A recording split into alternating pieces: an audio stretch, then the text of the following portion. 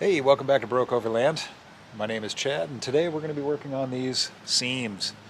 But before we do that, we got some unsavory business to take care of. If you remember in the last video, we had a leak somewhere in the rear of the engine that's filled up the starter full of oil. So we're going to go ahead and pull that drain plug and see how much oil drains out of there to see if we're just in trouble or really in trouble. So anyways, let's throw on our coveralls and get started.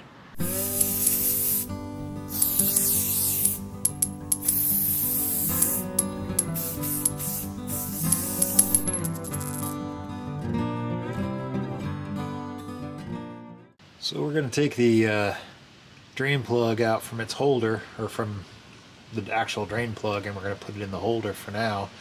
But you can definitely tell all the grease that is spinning out of the U-joint there. So I have I don't believe this is going to be empty bucket, along with I'm sure I'm going to get a little side wind and drain stuff all over the ground plat. So let's get started.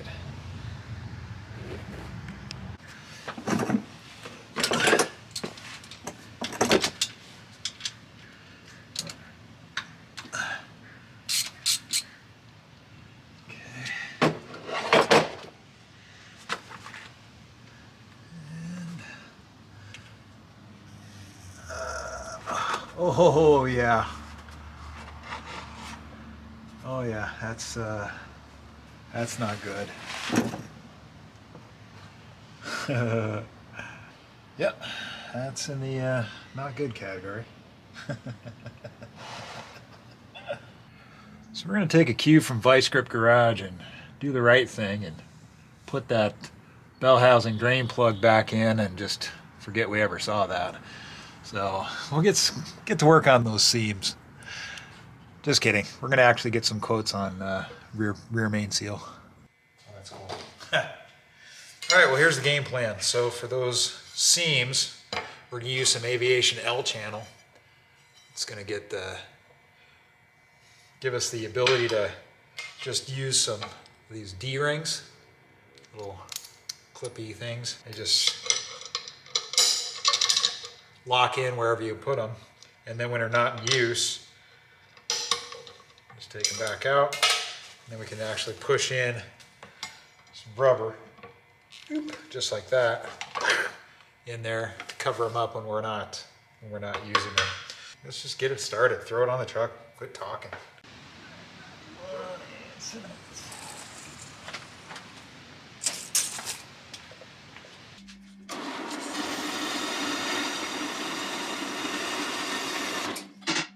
So to find where each stud was in the wall, I would tape the L channel to the truck, and then I'd do the old tap and press method just to figure out where they are. Then I would chuck it in the Bridgeport and cut my holes and countersinks.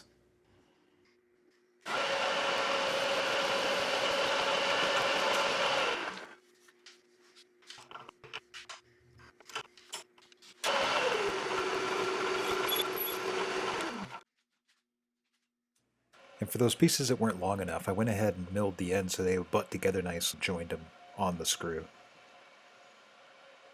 And I don't really show it here, but I actually cut grooves instead of just drilling holes so that I could have a little bit of wiggle room once I got it back up on the truck.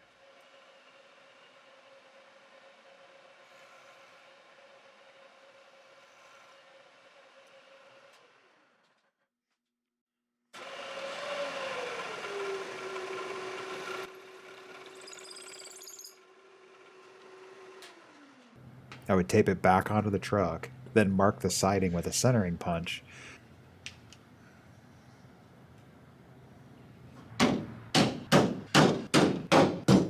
Then I would drill some holes, put a slight chamfer on the leading edge just to give me some more wiggle room in the skin.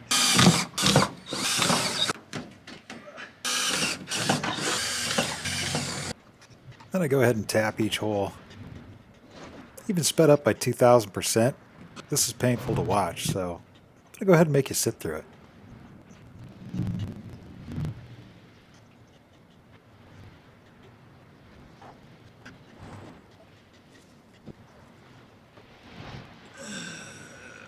2, 3, 4. Then we go ahead and mount it back into the truck, starting with where I put the seam in it, just for final fitting. Then we pull it back off the truck and put our gasket backing on. Before applying sealer to the holes, thread lock to the threads, and sticking it back on the truck. So here's a little montage for final assembly.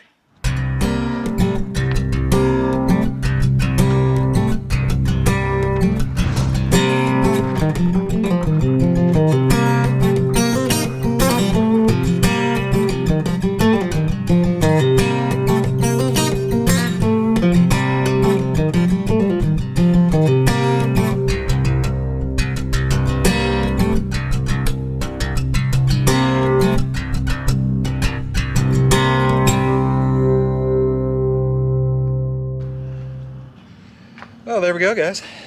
That's what it's going to look like. As you can see, I didn't glue it to the whole thing. I put rubber bumpers behind it so that as the aluminum heats and cools, it can flex and wrinkle and straighten and all that stuff. So as you can see already, we got the sun heating up that top part and it's starting to get a little bit of a wrinkle, but as soon as it cools down, it flattens right back out. So that's probably going to be about it for this video. I won't bore you with the rest of it, but thanks for watching. If you like this video, give it a thumbs up. If you are new to this channel, go ahead and subscribe and leave a comment down below at what I did wrong. I'd appreciate it. Thanks. We'll see you in the next one.